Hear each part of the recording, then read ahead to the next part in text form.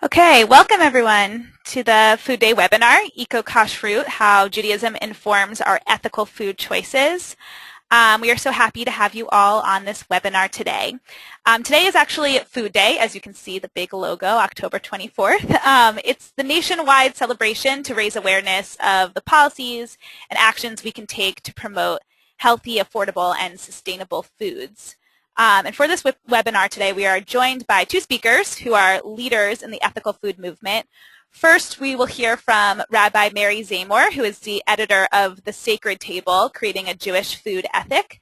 And she'll be presenting on the Jewish perspective of food and ethical consumption. And then we will hear from Seth Goldman, who is the TeaEO of Honest Tea, and Seth will talk about Honest Tea's efforts as a corporation that is value-driven and committed to having a positive impact on the environment and promoting health. So, Rabbi Zamore, when you're ready. Yes, well, thank you. It is truly a pleasure to celebrate this Food Day by teaching some of the values that Judaism upholds and to explore what our tradition has to say about food and its production. I'm going to start actually in a slightly different place, which is a gentle criticism of the title of today's webinar, referring to Eco-Kashrut. I believe very strongly that we as liberal Jews need to embrace just the word kosher and not to equivocate and to silo our values, our Jewish values, when we talk about kashrut. I know that for many in our liberal Jewish community, the word kashrut comes with a valence and a load of baggage, to be honest. A load of baggage because we have a picture of what that means. And to many, when we say Reform Judaism, it is almost synonymous with not keeping kosher. So it's odd for our religious institutions, including the RAC, and for our rabbis like myself to be getting up and using the word kosher. So in some ways it's easier to say Eco-Kashrut. But the reality is that for Reform Jews, liberal Jews everywhere, ritual and values have to be intertwined. I think that is one of our greatest strengths as religious people, of our upholding and pursuing ethical values that have a true impact on both our immediate and greater world. And we do that from a religious stance. We're doing this out of our deep conviction that we are here on earth to be God's partners in Tikkun Olam, in repairing and making the world a better place.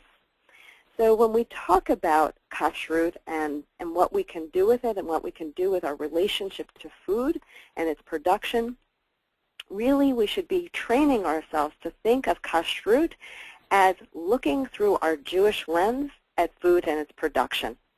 And therefore there's no difference between ethical values and ritual values, but really they have to go hand in hand.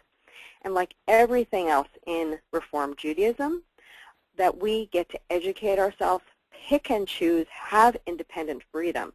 So the kashrut that we teach and embrace is not one of rigidity, not one of cookie cutters, and not one of our trying to out-kosher one another, out to be sanctimonious in our expression of our Judaism, but rather one that is truly with feet on the ground and forks in the hand.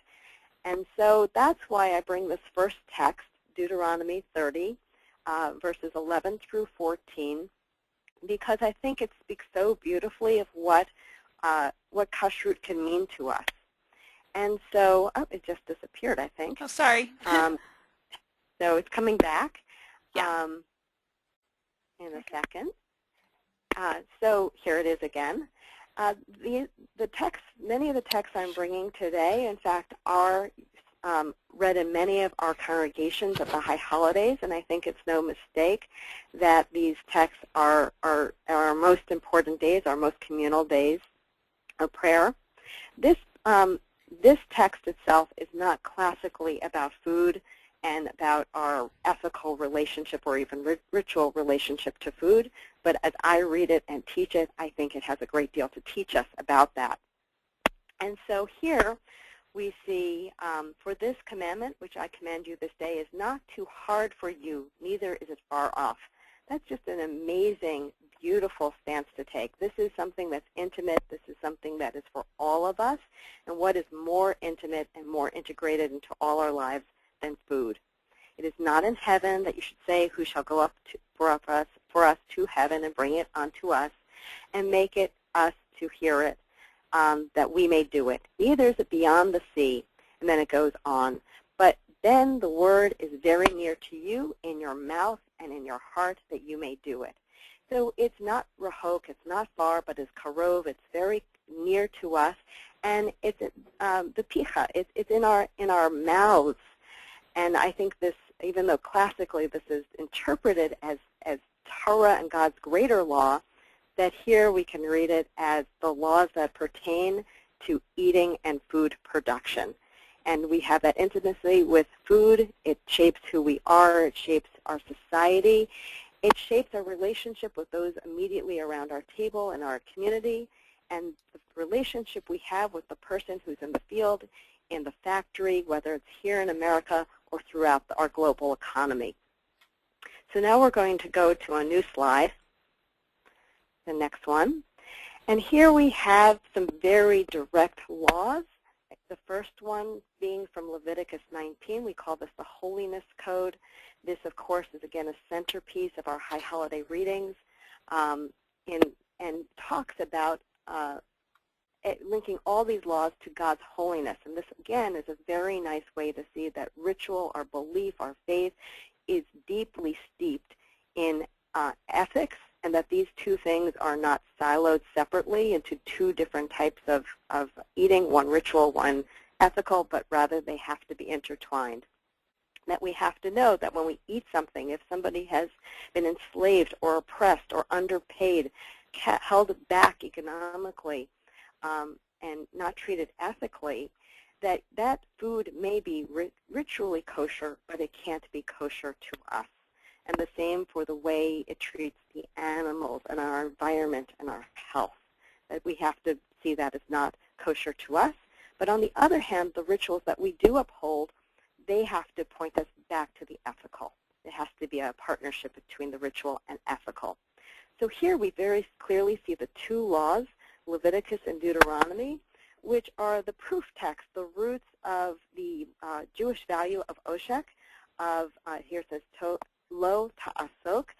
It's talking, later that term in the rabbinic world will be just called oshek. It's talking about not oppressing the hired servant. And later, by the 11th century, Rashi is going to talk very directly about these verses, about talking about farm workers. And of course, in the biblical time, being an agrarian society, this was all about farm workers. And we're here talking about very specific things of not taking advantage of those people who work for us to produce our food, not holding on to their pay, not taking advantage of them, and seeing that the socioeconomic difference in perhaps the people who produce food and those who consume the food, those who hire others to produce their food for them, and here in the ancient world, that we were not allowed to take advantage of that disparate economic state, but rather to have complete tzedek, complete justice and equality in that. And so these texts are very important. We're now going to go to our last text. Again, powerful words that we read on Yom Kippur from Isaiah. These are quite biting words, ones that here we are in shul on Yom Kippur, and we're fasting, and we're hungry, and we don't hear, wow, you're great because you're fasting. We get the rebuke, rather, asking us if the ritual practice that we're doing is linked to worldly action. If what we do in shul is doing what it should do when we come celebrate Shabbat, our holidays, when we engage with our religious life, it should only be strengthening our ethical life. And so here we get the rebuke, why did we fast and you have not noticed? Why did we afflict our soul and you did not know it? Behold, on the day of your fast, you pursue your business while pressing all who work for you. Behold, you fast for strife and contention, and to strike with the fist of wickedness. Your fasting this day will not make your voice be heard on high. Is this the fast that I desire, the day for a man to afflict his soul? And it goes on. It's very beautiful ending, which this is the fast that we should be fasting, to lose the fetters of wickedness, to undo the bands of the yoke, and to let the oppressed go free, that you break every yoke. A beautiful vision of what our ritual practices and our religious mindset should be able to bring us to. And so when we talk about what is kosher and what is treif, we have to think both what is ritually there and what is ethically there. I want to end with one more teaching. When we say motzi, a prayer that of course is so well known, that we say, we refer to God who brings forth bread from the earth, lechem min haaretz. And of course, bread does not come forth from the earth. Wheat and grains come forth from the earth. And so even with the simple bracha that we say before we eat bread, we learn that we have to be partners with God and with all of humanity in the production of food. Because after all, there are so many elements and so many people, especially in our modern age, who are involved in our food production. And we have to see them all linked to being B'Tselem Elohim, being in the image of God, that we would want anybody who produces our food to be treated the way we want to be treated. In the Sacred Table, Rabbi Ellen Lipman, with her congregant Tricia Arlen, wrote so beautifully about a practice that Rabbi Lipman does at her synagogue in Brooklyn. And I'm just going to read this quote. Every time that they gather to say motzi communally, the rabbi evokes the power of eating together to bridge separations between people and speaks of the chain of creation that leads to this moment. From God to the seed of the earth, to the farmer, from harvest to milling, to baking, to distribution, to retail, to the volunteers who purchased the challah and brought it to the shul so we could stand there to thank God for this bread of the earth. And indeed, may we all be so fortunate to think every time to pause, and that ultimately is the greatest lesson that kashrut can teach us, to pause and think before we put something into our mouth, to think about what it means to us, how it affects us, and how it affects everybody else in our community, in our global community. Great. Thank you so much, Rabbi Zamore. That was wonderful. And just attendees, just so you know, you'll have time to ask questions of both Rabbi Zamore and Seth at the end of the webinar. But now we'll turn things over to Seth Goldman. Good morning. Thank you, Sophia, and thank you, Rabbi, for sharing those learnings. I enjoyed listening. And I actually want to start with Deuteronomy as well, in talking about the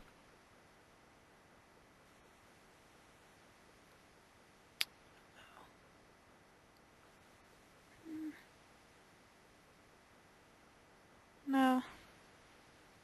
Lost it. Seth, it seems we lost your audio.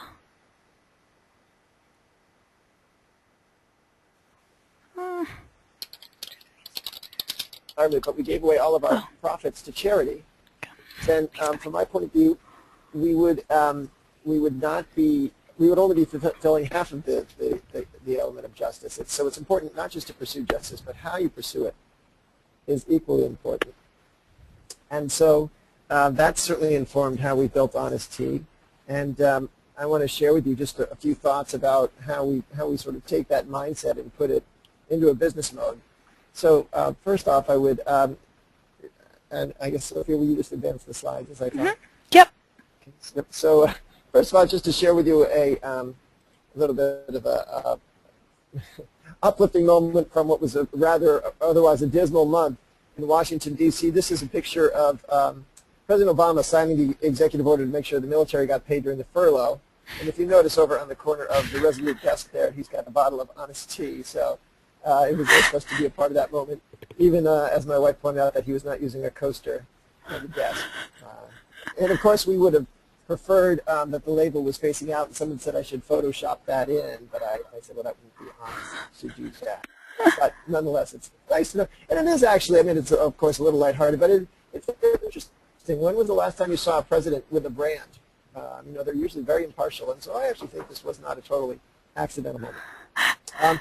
But if we go to the next slide, I want to share with you just a little bit about a lesson I received in a tea garden. This was a few years ago. I'd gone to China and had flown a long way and driven a long way, and it was really a little exhausted, but I was ready to, okay, let's go see these tea bushes that we've come so far to see. And I learned a really interesting lesson from my host that still affects the way I think about our relationship to the earth. So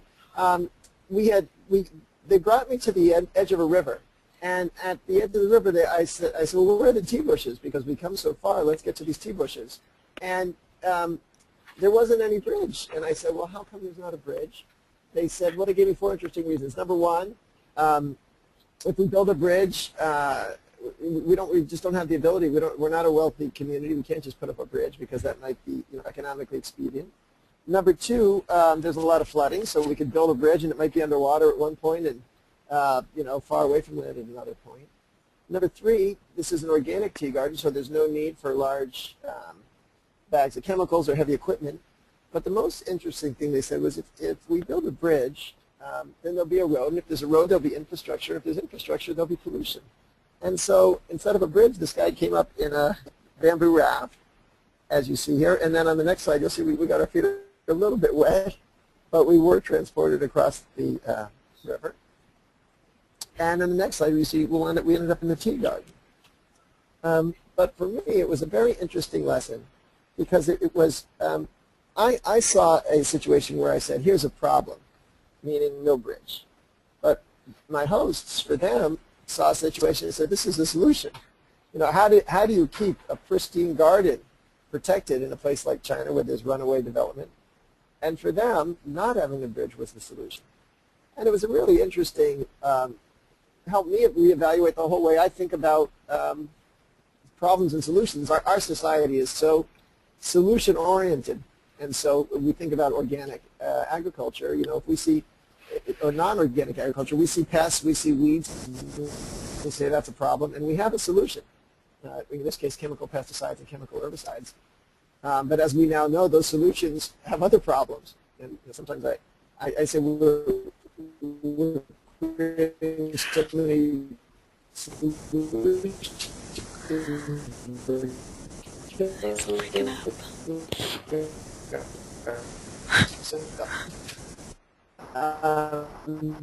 So to shift quickly, I want to just touch briefly on some of the other background on Honest Tea, and then we can get into the discussion. So if we can go to the next slide.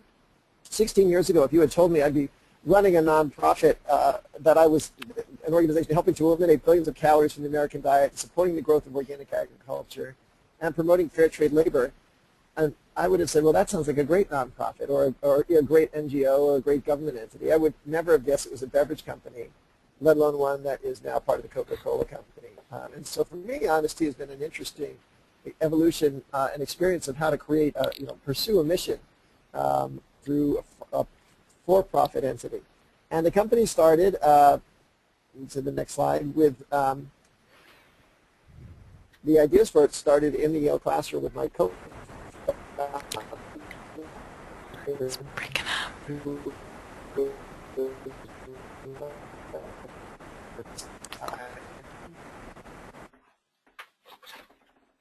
What was missing, and the idea that there should be a less sweet drink, and that was really I'd say the starting idea. And then, I'm sorry, Sophie, are you having trouble hearing? No, it's just you're breaking up sometimes, but it's okay. You come back. Okay.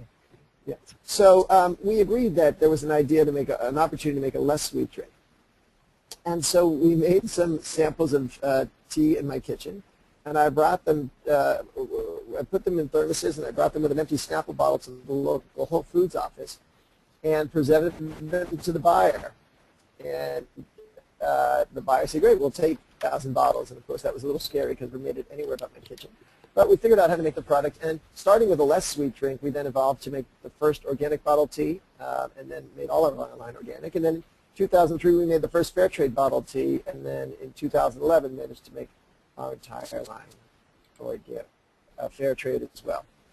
And so on the next slide, just to share with you quickly, the building the brand that we've been on, we've been able to grow through really loyal customers, people who like the product, were interested in what we're building. This was a fun email we got from a consumer, just when we were getting started, and she wrote, she said, she went to our website and thought, how responsible are you? That is so everything. I wish you did everything. I wish you did my banking. I wish you were my neighbors. Thank you so much. And it was a great example of consumer loyalty.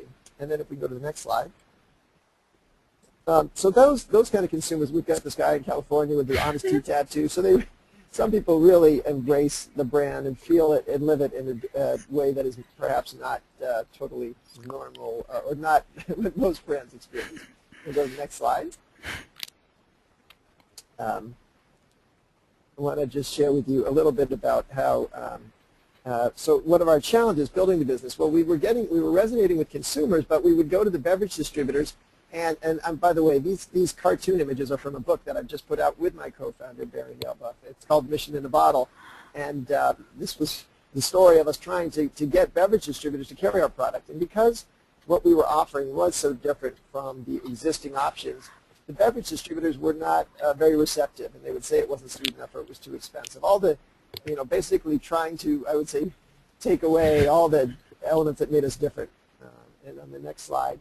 What happened was we were not able to work with them, so we had to develop different ways to go to market. And so instead of working with beverage distributors, we found others who would take us, and it was cheese distributors and corned beef distributors and even charcoal distributors who carried the product. And these folks were tough to build a national brand with, but we did get to the shelf. And as we were starting to build our presence, we were getting approached by national chains, but we just didn't have the ability to reach all of their stores. And so we realized we needed to find a different way to expand our distribution. And in 2007, we were approached by the Coca-Cola company, and they shared this view of our business and the future. And this is the slide they shared with their board as well. And they said there's some big mega trends out there, big directions we're moving: health and wellness, environmental consciousness, and social responsibility. And the areas where they all fuse together, where they overlap, is quite small. But if you look 5 years out or 6 years out, that overlap, which you see now on the right is the big circle, that's the standard that will be the new standard for doing business. But that's where honesty is, and that's what we want to invest in. And so Coca-Cola invested in about 40% of the company in 2008, and then in 2011 bought the rest of the company. And as you might guess, when a company like Coca-Cola takes an investment into a mission-driven brand, it puts us into the gray space because we've got a organic, fair trade brand partnering with a large multinational. And I just briefly wanted to share with you some of the questions it raises. When I grew up in the 70s, things were more clear-cut. You had the good guys and the bad guys, or in the 70s at least, it was the capitalists and the communists. And you sort of felt like you knew who was on which side. And then even a little later, there was the made in the USA. Everyone thought that was great versus made in Japan. And that today you've got made in the USA by a Japanese company with parts assembled in Mexico. So things are a lot more complex, and maybe they were complex back then, but at least our society thought in easy solutions. And I think today it's different. You've got locally grown organic, which we all I think would agree is worth supporting, versus the factory farm. But if you go to Whole Foods, you'll find organic asparagus that's been airshipped from a large-scale farm in Chile.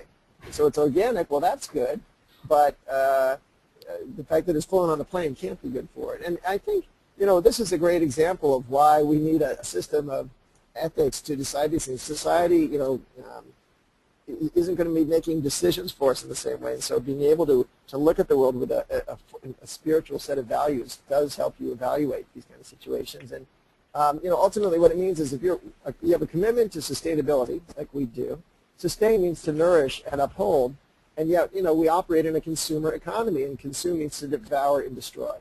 So we automatically live inside of that contradiction, and I think there's no ideal solution. It's only that can you be honest? Can you share and bring along your partners, your stakeholders in that discussion. And apropos to that, just this week, Honest Tea released our annual mission report that is available on our website, and it is our attempt to go through all of the different ways we impact our stakeholders, including the environment, our consumers, our employees, our whole supply chain, and to have an honest discussion about that. So certainly as a follow-up, you may want to do that.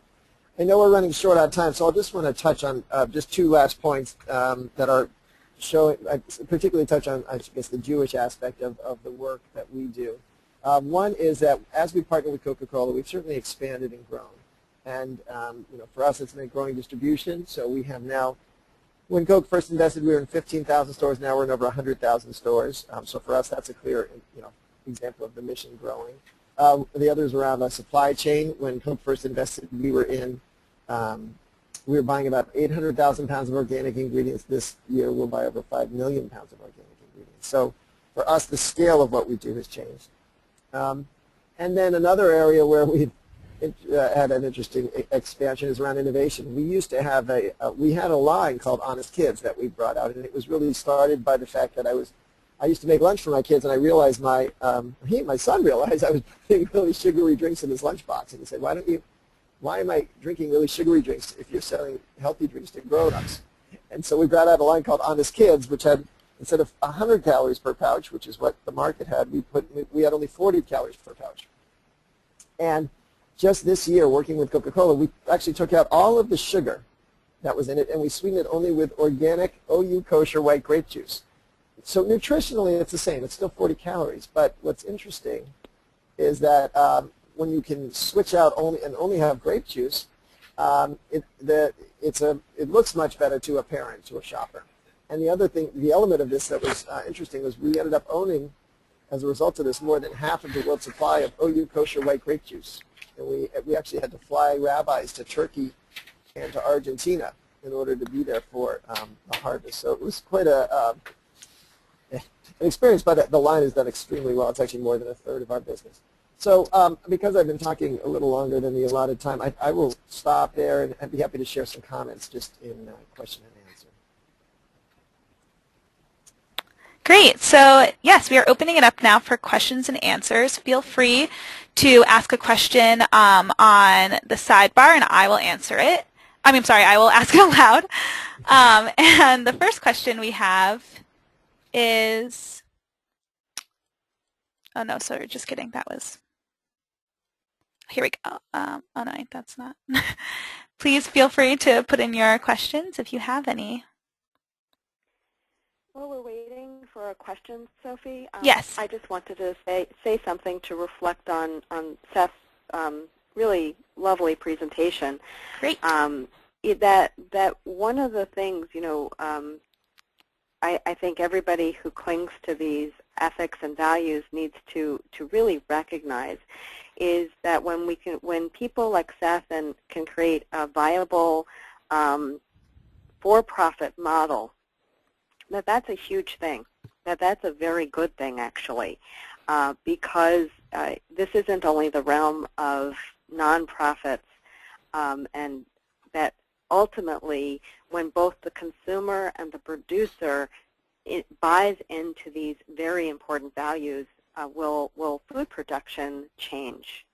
And here's a nice example with Seth and his partner who embraced those values and did it literally from their own home.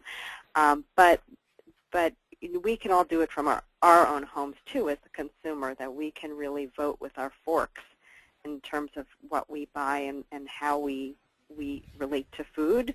And whether it's in our kids' lunchbox or if it's in our synagogue at Oneg, what we serve the teens when they have a youth group meeting, that we can really start to shape the greater culture. Thank you. If I could build on that, Rabbi, I agree 100%. And it's so consumer driven. And I think consumers often think, oh, we don't have any say, we don't have any power. But the only reason Coca-Cola invested in Honest Tea was because we were gaining traction. We were growing and, frankly, taking some shelf space away, or taking shelf space where consumers were moving to. And so If we had stayed a niche product in a niche channel, then we wouldn't have had that opportunity. It was all about the consumer's demand. And you know, the fact is, as we look at our society, it's scary to think about where we're headed. The health profile of our country. They recently ranked the average life expectancy of all 200 countries in the world, and the United States, even though we're the wealthiest in the world and have the most advanced knowledge of science and medicine, we're not number 1 or 2. We're number 40. So we need to change the trajectory, and it's not. The big companies aren't going to lead us in a different direction. But when entrepreneurs can develop ideas and then consumers can support them in the marketplace, and if it works, if the business model works, then the big companies will follow. And that's how change can happen. Great, Seth. Actually, there's some questions that are coming in for you. Mm-hmm. The first one is, how much control do you have of your company with Coca-Cola looking at your business? So what changed when you were integrated? One of the key things, one of the reasons we call our product Mission in a Bottle, is because we wanted to make sure all of the things we care about in this product are in the bottle. If we had a business model, you know, maybe a little closer to Ben & Jerry's, where we were giving away a portion of our profits to charity, then the product isn't as important. But for us, you know, our impact is in the bottle. So the less sweet element, which has totally stayed the same. In fact, we just brought out a new unsweet lemon tea with 0 calories, and actually brought out a whole line of 0-calorie naturally sweetened soda. So that still remains.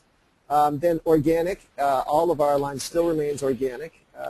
And then fair trade, and fair trade is actually, when Coke first invested, we weren't all fair trade with our tea, and now we are. So we actually have quite a great deal of control. We have the same management team that built the brand. We're still based in Bethesda, Maryland, and I'm still running it. So I would say that you know, we don't have total. We can't, for example, go buy a different company without Coke's consent. We couldn't go launch a new product line without Coke's approval. But in terms of who's driving the brand decisions, the marketing, the products, the hiring and firing, that's all still done out of Bethesda. Great. The next question is, have you looked into growing tea in the U.S.? We have, and there's a few reasons why we don't.